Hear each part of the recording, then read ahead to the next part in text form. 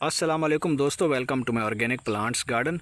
दोस्तों, अगर आपके गमलों की मिट्टी कुछ इस तरीके से सख्त हो चुकी है और बिल्कुल हार्ड हो चुकी है, पत्थर बन चुकी है, पानी आप बार बार देते हैं, खादों का इस्तेमाल भी करते हैं, लेकिन मिट्टी अच्छे तरीके से वर्क नहीं कर रही, यानी कि पौधों को नशोनुमा फराहम नहीं कर पा रही और पौधे जो है वो अच्छे तरीके से न्यूट्रिएंट्स को इंटेक नहीं कर पा रहे। क्योंकि जब पौधों की मिट्टी सख्त हो जाती है तो पौधों के पत्ते कुछ इस तरीके से पीले होना शुरू हो जाते हैं और धीरे धीरे सूख कर गिरना शुरू कर देते हैं। और ऐसा पौधों के साथ तभी होता है जब पौधों की मिट्टी बहुत ज़्यादा सख्त हो जाती है और बेजान हो जाती है। जब मिट्टी के अंदर जान ही नहीं रह पाती तो पौधों की जड़ें जो है वो डैमेज होना शुरू कर देती हैं और अच्छे तरीके से फल फूल नहीं पाती। और जब पौधों की मिट्टी अनहेल्दी हो जाती है तो इस तरीके से पौधों के ऊपर लगने वाले जितने भी पत्ते हैं वो कुछ वक्त के लिए सब्ज़ रहते हैं, मगर बाद में वो पीले होकर गिरना शुरू कर देते हैं। तो दोस्तों, अगर आपके पौधों के साथ भी कुछ इस तरीके से चल रहा है कि पौधों की मिट्टी हार्ड हो चुकी है, तो आप भी इसे नरम, सॉफ्ट और वेल ड्रेन बना सकते हैं।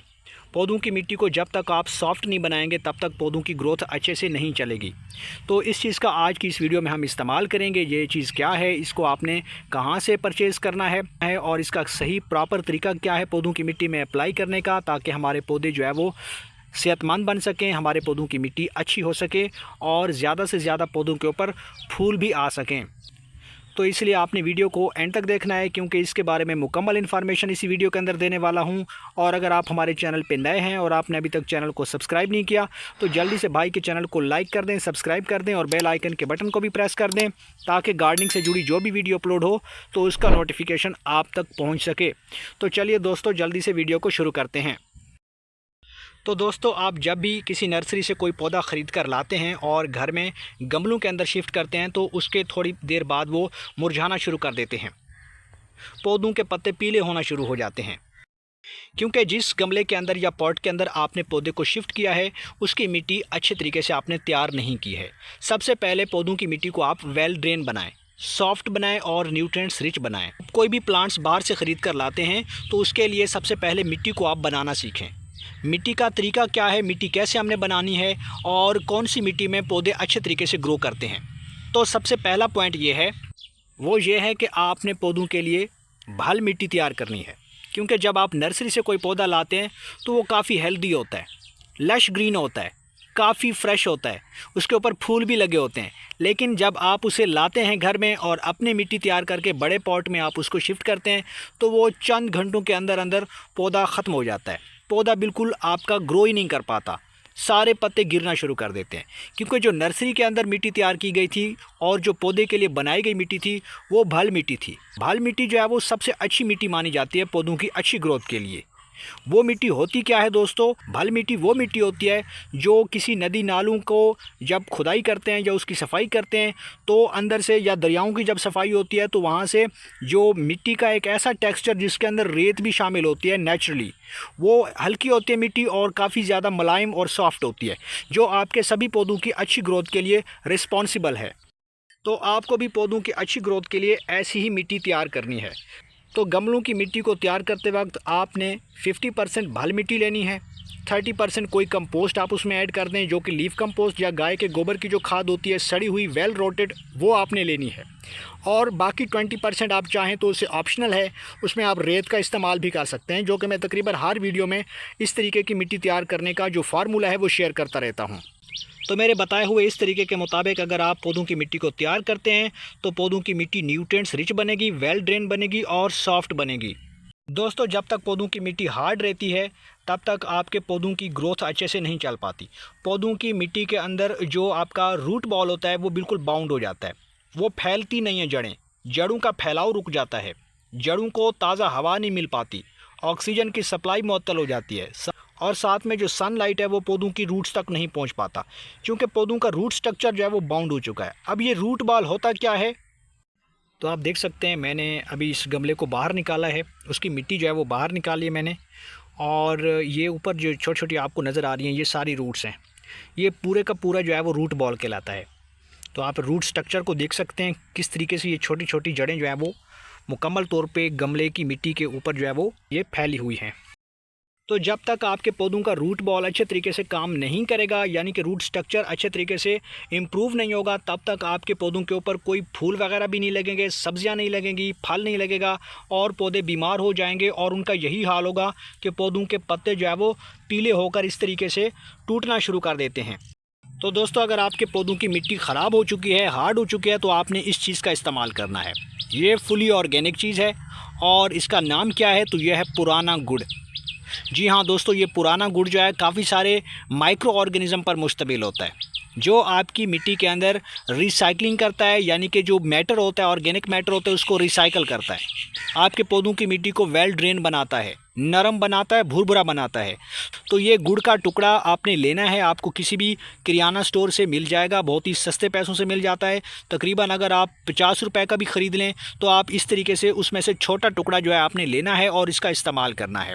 अब इस गुड़ को हमने कैसे अप्लाई करना है अपने पौधों की मिट्टी के ऊपर, ताकि हमारे पौधे सेहतमंद रहें, पौधों की मिट्टी सॉफ्ट हो सके। तो इसके लिए आपने करना ये है, तो सबसे पहले आपने हाफ़ लीटर पानी लेना है। आपने ताज़ा पानी लेना है। इस तरीके से आपने हाफ़ लीटर पानी इस खुले बर्तन में आपने लेना है। तो दोस्तों, पानी लेने के बाद अब आपने इस गुड़ का इस्तेमाल करना है। छोटा सा टुकड़ा आपने लेना है और कुछ इस तरीके से पानी के अंदर आपने इसे डाल देना है। कुछ ही मिनटों के बाद आप देखेंगे कि ये डिज़ोल्व हो जाएगा और एक बेहतरीन हमारा organic liquid fertiliser plus soil conditioner तैयार हो जाएगा। इसे फास्टली डिज़ोल्व करने के लिए मैं ले लेता हूँ चम्मच और चम्मच की मदद से इसे हिला देता हूँ ताकि ये फ़ौरन जो है वो डिज़ोल्व हो जाए पानी के अंदर। दोस्तों, इस पुराने गुड़ के अंदर काफ़ी सारे ऐसे बैक्टीरिया मौजूद होते हैं जो हमारी पौधे की मिट्टी को भुरभुरा बनाते हैं, और जब आप कोई भी कंपोस्ट पौधों की मिट्टी में ऐड करते हैं तो उसे फौरी तौर पे ये डिकम्पोज करते हैं। इसके अंदर काफ़ी सारे बेनिफिशियल बैक्टीरिया मौजूद होते हैं।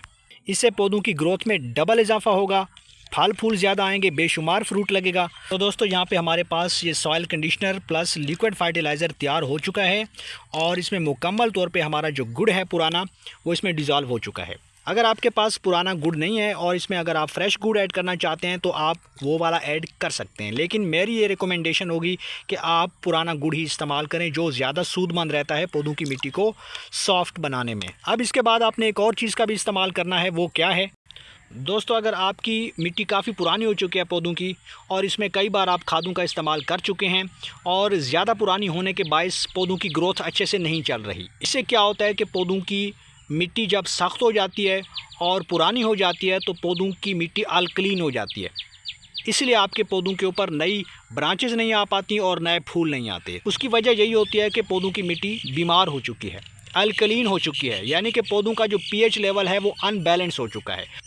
यानी कि अगर पौधों की मिट्टी अल्कलीन हो चुकी है, जिसमें पौधों की ग्रोथ अच्छी नहीं चल पाती, फ्लावर्स नहीं आते, तो ज़्यादा फ्लावर्स लाने के लिए आपने इस लिक्विड फर्टिलाइज़र के अंदर इस टुकड़े का इस्तेमाल करना है। ये क्या है दोस्तों, तो ये है एलम, फटकड़ी।